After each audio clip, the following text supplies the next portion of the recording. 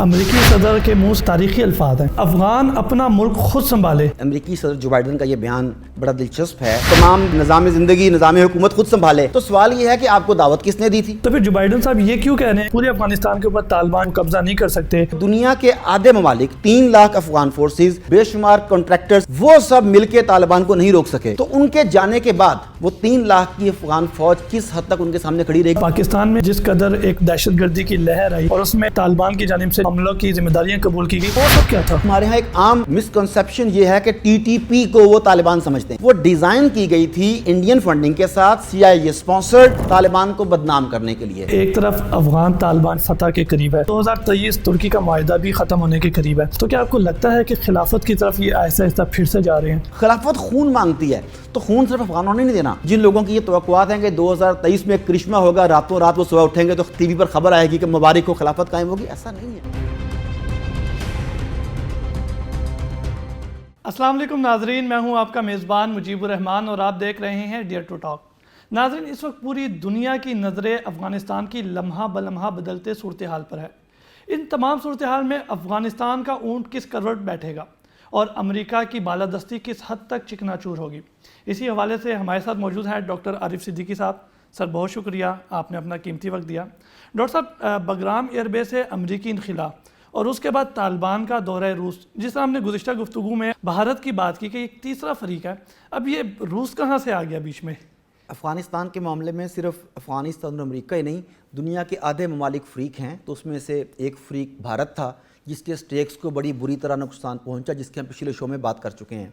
इसी तरह रूस खित्ते की एक बहुत बड़ी ताकत है। एक वक्त में इसे सुपर पावर कहा जाता था। अफ़गानिस्तान के साथ ये भी पंजा आजमाई कर चुके हैं। बिल्कुल। तो अफ़गान तालिबान के दोबारा से बढ़ते हुए रसूख, उनकी बढ़ती हुई अस्करी क़ुव्वत और दुनिया में उनके वजूद को अब जिस तरीके से मानना और तस्लीम किया जा रहा है, यकीनी तौर पर ऐसी पॉसिबिलिटीज़ थी कि रूस के जहन में कुछ अंदेशे जन्म लें। तो तालिबान वफद ने वहाँ जाकर, मेरा ख्याल है कि जो मुज़ाकरात किए हैं, जिन अमूर पर बात की है, उसमें इस तरह की चीज़ें हैं कि अफ़गानिस्तान में जो रूसी एम्बेसी है, उसके जो अमला है वो तमाम का तमाम महफूज रहेगा, उन्हें मुकम्मल तहफ़्फ़ुज़ हासिल होगा। इसी तरह अफ़गानिस्तान अपने ख़ित्ते में आसपास के ममालिक में किसी किस्म की गैर ज़रूरी मुदाखलत नहीं करेगा। रूस की कुछ स्टेट्स हैं जिनमें इस्लाम बड़ी तेज़ी से फैल रहा है और वो इस्लामी अक्सरियत वाली रियासतें बनती जा रही हैं। कुछ इस तरह की बात की गई होगी कि वो रियासतें चूँकि रूस में शामिल हैं तो अफ़गानिस्तान उनमें बिला वजह की मुदाखलत नहीं करेगा। इस तरह के अमूर हैं जिनमें रूस को यकीन दहानी दिलाई गई है और ये बताया गया है कि हम पुरअमन रहकर ज़िंदगी गुजारना चाहते हैं, अगर तुम हमारे साथ पुरअमन रहो तो ये जियो और जीने दो के उसूल पर बात की गई है। ना वहाँ से दब के मिन्नतें मानी गई हैं, ना जाकर उन्हें धमकी दी गई है। उनके सामने अपना नुक्ता नज़र वाज़े किया गया है। बिल्कुल ठीक। डॉक्टर साहब, ये तो आपने बड़ी अच्छी खबर सुनाई कि रूस के कई ऐसे इलाके हैं जिनमें इस्लाम बड़ी तेज़ी के साथ फैल रहा है। तो मैं ये जानना चाह रहा हूँ कि तालिबान ने क्या इंसदाद मनशियात और ख़वातीन के हकूक़ के हवाले से भी कोई उन्हें यकीन दहानियाँ करवाई या कोई इस तरह के कोई मुआहदे वगैरह हुए? अच्छा, मैं कई दफ़ा हम प्रोग्राम्स में बात कर चुका हूँ, आपके साथ नहीं, मुख्तलिफ प्रोग्राम्स में, कि ये 5th जनरेशन वारफेयर लफ्ज़ों का खेल है। लफ्ज़ों के ज़रिए नज़रियात बदले जाते हैं, अकायद बदले जाते हैं, लोगों के जहन में मौजूद परसेप्शन को चेंज कर दिया जाता है। अब ये जो आपने 2 बातें कहीं, एक इंसदाद मनशियात और एक औरतों के हकूक़। अब इंसदाद मनशियात को पहले देख लें। अगरचे मीडिया के ज़रिए यही बताया जा रहा है कि तालिबान ने वादा किया है कि वो मनशियात की काश्त नहीं करेंगे, औरतों को उनके हकूक़ देंगे, बल्कि साथ ये भी कि उनकी सरज़मीन दहशतगर्दी के लिए इस्तेमाल नहीं होगी, ये भी इसमें बैनुल-अक़वामी मीडिया बता रहा है। अब हम तीनों को देखते हैं। मनशियात की अगर बात करें तो मैं इस बात को ऑन रिकॉर्ड, ऑन कैमरा कहना चाहता हूं, क्योंकि आपके प्रोग्राम का नाम है डेयर टू टॉक। बिल्कुल। तो दुनिया में ड्रग्स का, मनशियात का सबसे बड़ा ट्रैफिकर जो है वो CIA है। बिल्कुल ठीक। दुनिया में ड्रग्स की जितनी स्मगलिंग होती है उसका $1 बिलियन से भी ज़ायद का stake holder American agency, दहशतगर्द agency CIA है। अब अगर तालिबान दौर की बात करें तो तालिबान दौर वो दौर था जिसमें मुल्ला उमर के एक हुक्म के बाद पूरे अफ़गानिस्तान के 95% से ज़ायद हिस्से पर पोस्ट की काश्त एक हुक्म पर ख़त्म कर दी गई। वो 5% इलाका जिस पे होती थी वो अहमद शाह मसूद वादी पंजशेर का इलाका था। बाकी तमाम के तमाम खित्ते से मनशियात ख़त्म हो चुकी थी। फिर अमेरिकन आए, पोस्ट की काश्त शुरू की गई और CIA की मजबूरी थी, उन्हें अपने अखराजात पूरे करने के लिए जो फ़ंड्स मिलते हैं वो नाकाफ़ी होते हैं, तो वो ड्रग्स के ज़रिए और मुख्तलिफ़ तरह की असैसिनेशंस के ज़रिए, गैर कानूनी और गैर अखलाकी अमाल और अफ़आल के ज़रिए अपने ख़र्चे पूरे करती है। हीरोइन की लेबॉर्ट्रियाँ वो यहाँ पर लेके आए, ڈرگس کی کاشت انہوں نے کروائی، اور یہ بات آن ریکارڈ ہے. اگر آپ لوگ گوگل وغیرہ بھی دیکھیں، سرچ کریں، تو افغان پریزیڈنٹ جو تھا حامد کرزئی، اس کی فیملی افغانستان سے منشیات کی سمگلنگ میں دوسرا بڑا سٹیک ہولڈر تھی. تو یہ کہتے ہیں کہ طالبان نے منشیات کی انسداد کا وعدہ کیا، تو یہ تو بالکل ایک عجیب و غریب سی بات ہے کہ وہ تو شروع سے ہی اس کے خلاف تھے. ہاں، امریکن CIA یہ وعدہ کرے، جی، حامد کرزئی کی فیملی یہ وعدہ کرے کہ ہم دوبارہ سے پوسٹ کی کاشت نہیں کریں گے، کوکین کاشت نہیں کریں گے، ہیروئن کی لیبارٹریاں یہاں سے تباہ کر دیں گے، تو یہ بالکل انہوں نے دنیا کو یہ بتانے کی کوشش کی ہے کہ ہم نے ان سے یہ بنوایا ہے. یہ ٹوٹلی وائس ورسا ہے. ایک بات. دوسری بات، عورتوں کے حقوق. اب عورتوں کے کون سے حقوق؟ اگر تو وہ سمجھتے ہیں کہ عورتوں کے وہ حقوق طالبان مانیں گے جو مغرب دینا چاہتا ہے، جس میں عورت چراغ خانہ کی بجائے شمع محفل ہو، جہاں عورت مردوں کا دل بہلانے کے کام آئے، جہاں عورت پروڈکٹ کی تشہیر کے لیے کام کرے، جہاں عورت بذات خود ایک پروڈکٹ بن جائے، تو یہ آنے والی صدی میں بھی ممکن نہیں ہے. اچھا، اگر وہ ان حقوق کی بات کرتے ہیں جو اسلام دیتا ہے، تو طالبان کو وہ حقوق روکنے سے بھی کوئی دنیا کی طاقت جو ہے انہیں کیا کہنا چاہیے آمادہ نہیں کر سکتی انہیں، کیونکہ انہیں وہ حقوق دینے ہیں. وہ نام لیتے ہیں اسلام کو، اگر وہ حقوق نہیں دیتے تو ڈیفینیٹلی وہ اسلام کے فالوور تو نہیں ٹھہریں گے. وہ اپنی بہت بڑی ایک جو ہمدردی کی لہر ہے مسلمان ممالک میں وہ کھو بیٹھیں گے. لیکن انہوں نے یہاں عورتوں کے حقوق کے نام پر لوگوں کو یہ بتانے کی کوشش کی کہ مغربی حقوق، ایسا قطعاً ممکن نہیں ہوگا. تیسرا جو انہوں نے کہا کہ افغان سرزمین دہشت گردی کے لیے استعمال نہیں ہوگی، طالبان نے اس کا وعدہ کیا گیا، اس سے وعدہ لیا جائے گا. تو سوال یہ ہے کہ اس سے پہلے طالبان کی سرزمین کس وقت دہشت گردی کے لیے استعمال ہوئی؟ آپ لوگوں نے کہا 9/11، تو 9/11 تو خود آپ کے اپنے اندر کے ادارے، آپ کے اندر کے تھنک ٹینکس کہہ رہے ہیں کہ that was a inside job. اس وقت پوری دنیا اس بات کے اوپر قائل ہے، لیکن وہ بدماش، وہ چودھری، وہ غنڈہ ہے جس کے سامنے وہ کھل کر کہہ نہیں سکتے، حکومتیں نہیں کہہ سکتی. لیکن انڈیپینڈنٹ تھنک ٹینکس سب کے سب یہ کہتے ہیں کہ وہ 9/11 inside job designed by and executed by CIA، Pentagon and so on. Doctor صاحب، میں بات کاٹنا چاہوں گا، پاکستان میں بھی جس قدر ایک دہشت گردی کی لہر آئی اور اس میں چیدہ طالبان کی جانب سے جو وہ حملوں کی ذمہ داریاں قبول کی گئی، پھر وہ سب کیا تھا؟ اچھا، اس میں آپ نے بہت اچھا سوال کیا کہ ہمارے ہاں ایک عام مسکنسیپشن یہ ہے کہ TTP کو وہ طالبان سمجھتے ہیں. بالکل ٹھیک. TTP تحریک طالبان پاکستان، وہ ڈیزائن کی گئی تھی انڈین فنڈنگ کے ساتھ، CIA اسپانسرڈ، طالبان کو بدنام کرنے کے لیے. انہوں نے وہ بے شمار ایسی ایکٹیویٹیز کی، ٹیررسٹ ایکٹیویٹیز کی، جن میں بچوں کا خون بہایا گیا، جن میں عورتوں کو پامال کیا گیا، جس میں زخمیوں کو، اسکولوں کو، ہاسپٹلز کو اڑا دیا گیا، اور TTP نے اس کی ذمہ داری قبول کر لی. اب لوگ تحریک طالبان کے نام سے فیملیئر تھے، انہوں نے انہیں ڈی فیم کرنے کے لیے، پوری دنیا میں ان کا نیگیٹو چہرہ دکھانے کے لیے اس تنظیم کو استعمال کیا. جبکہ ملا عمر کا یہ بیان آن ریکارڈ موجود رہا ہے کہ افغان سرزمین سے باہر کسی بھی ملک میں ہماری کسی بھی قسم کی کوئی ایکٹیویٹی نہیں ہے، اور ہم دوسرے تمام ایسے گروپوں سے بریت کا اعلان کرتے ہیں جو ہمارا نام استعمال کر رہے ہیں. لیکن اس کے باوجود میڈیا اس چیز کو استعمال کرتا ہے اور ہم لوگ استعمال ہو جاتے ہیں. یہ کلیئر ہے. TTP انڈین سپانسرڈ، را سپانسرڈ اینڈ CIA سپانسرڈ، ان کا جوائنٹ وینچر تھا. اور تحریک طالبان جو ملا عمر کا گروپ تھا وہ ایگزیکٹلی ڈیفرنٹ تھا. بالکل ٹھیک. یعنی کہ تحریک طالبان کے ساتھ جو پی لگا تو اس نے واضح طور پہ ان کی علیحدگی کا یہ بالکل جس طرح ہمارے پاکستان میں مسلم لیگ جو ہے پاکستان کی بانی جماعت ہے، لیکن اب مسلم لیگ نظریاتی، مسلم لیگ کاف، مسلم لیگ نون، مسلم لیگ فنکشنل، اور پتہ نہیں کون کون سی ہوں گی. جی. تو اب ان سب کو اس مسلم لیگ کے ساتھ ریلیٹ نہیں کیا جا سکتا جو 1906 میں تھی. بالکل ٹھیک. وہ اور تھی، یہ اور ہے. یہ بات ہے. ڈاکٹر صاحب، افغان اپنا ملک خود سنبھالے، امریکی صدر کے منہ سے ایک تاریخی الفاظ ہیں، ٹھیک ہے. اس کے بعد بھی پاکستان کی جانب سے بھی یہ بیان آیا کہ افغان عوام جو ہے وہ جیسی حکومت چاہے وہاں پہ ویسی حکومت آنی چاہیے. ان تمام جو بیانات ہیں، اس کا پس منظر کیا ہے؟ دیکھیں، امریکی صدر جو بائیڈن کا یہ بیان بڑا دلچسپ ہے، اور اس کے لیے اردو زبان میں ایک محاورہ ہے، اسے کہتے ہیں انگور کھٹے ہیں. انگریزی میں کہتے ہیں گریپس آر سور. بالکل ٹھیک. اچھا، جب وہ کچھ نہیں کر سکا تو اس نے کہا کہ افغانستان اپنا تمام جو ہے نظام زندگی، نظام حکومت خود سنبھالے. تو سوال یہ ہے کہ آپ کو دعوت کس نے دی تھی؟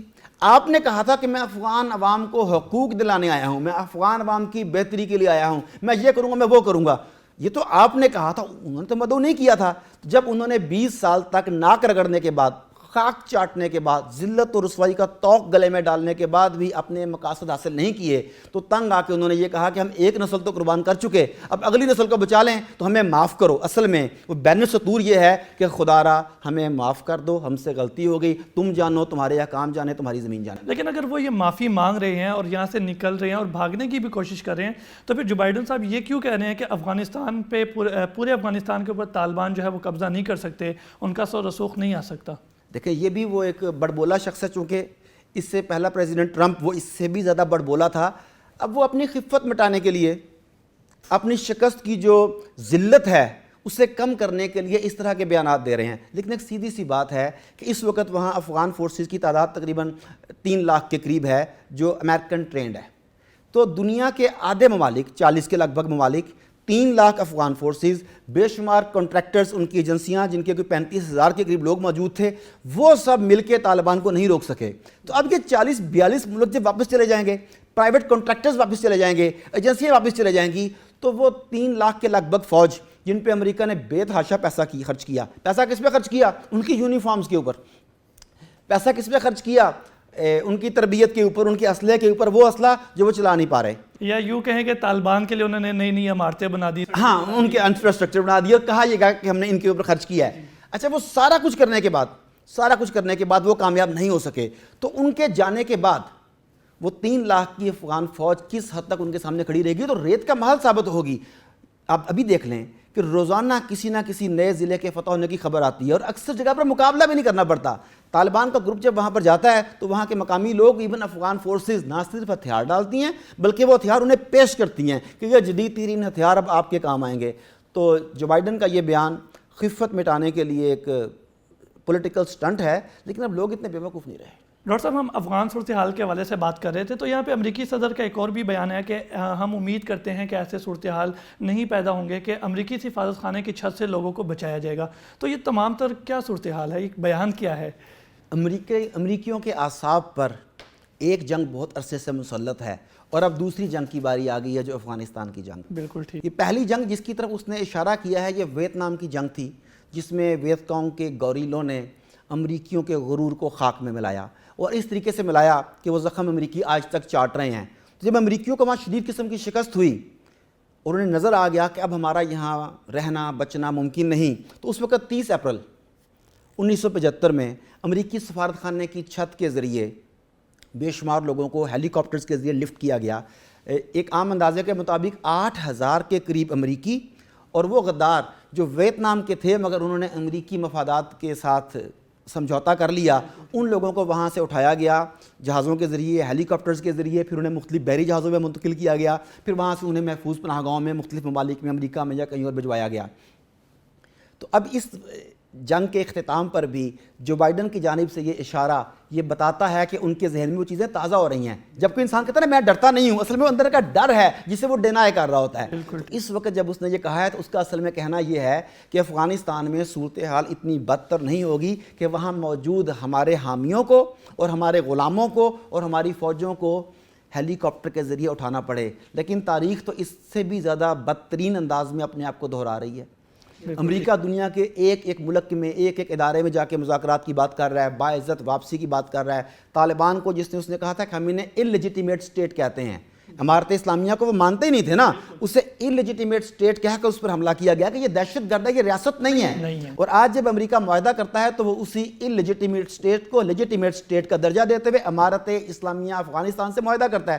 بالکل ٹھیک۔ اور پھر مذاکرات کی میز پر امریکہ ہمیشہ سے لوگوں کو شکست دیتا آیا ہے، مگر اس وقت یہ بھی عجیب معاملہ ہوا کہ قطر میں دوحہ میں جو مذاکرات ہوئے امریکیوں کی ایک نہیں چلی۔ وہ حیران رہ گئے کہ یہ اتنے زیرک، اتنے تجربہ کار بندے کہاں سے آ گئے، ان کے پیچھے کون ہے جو انہیں گائیڈ کر رہا ہے، اور یقیناً اس کے پیچھے قرآن و سنت کی روشنی تھی۔ بالکل ٹھیک۔ ڈاکٹر صاحب، ابھی آپ نے کہا کہ جو امریکن صدر اس ٹائم کر رہے ہیں تو وہ اصل میں ان کا اپنا اندر کا ڈر ہے، تو اپنے اندر کے ڈر کو ڈینائی کرنا کیا یہ بہادری نہیں ہے؟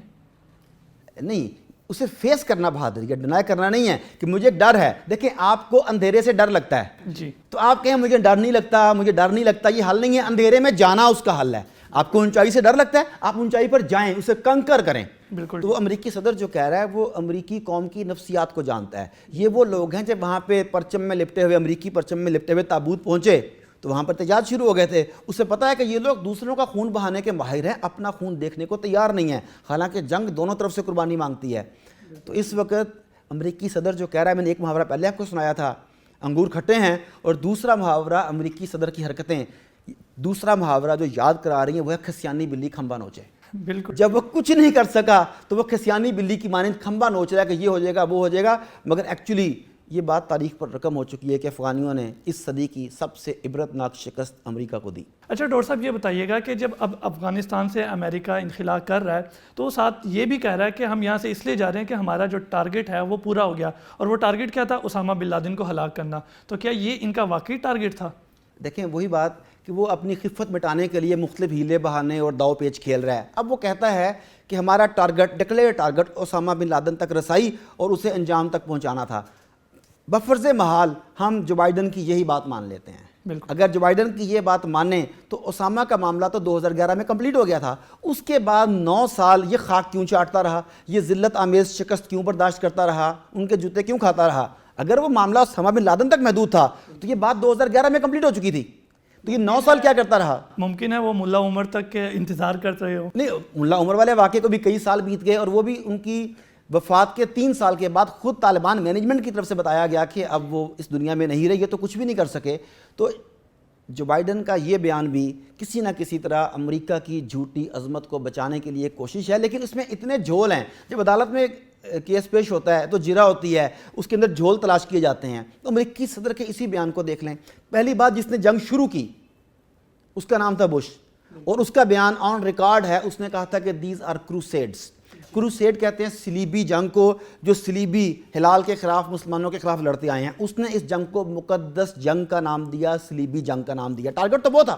اگر اس ٹارگٹ کو جو جنگ شروع کرنے والے نے ڈکلیئر کیا تھا اسے دیکھیں تو اصل میں ان کی جنگ اسامہ بن لادن سے نہیں تھی, ان کی جنگ ملا عمر سے نہیں تھی, ان کی جنگ امارت اسلامیہ افغانستان سے تھی. انہیں یہ ڈر تھا کہ یہ ملک کہیں نظام الہی کسی حد تک نافذ کر کے نہ دکھا دے.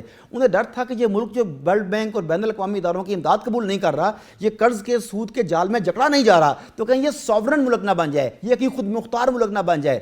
اس وقت جب اب لوگوں کو اسلامی نظام حکومت کی بات کرتے ہیں تو لوگ کہتے ہیں کہ رول ماڈل ہی نہیں ہے, ہم کسے فالو کریں؟ وہ مدینہ کی باتیں تو 1500 سال پرانی باتیں, آج ایسا کچھ نہیں ہے.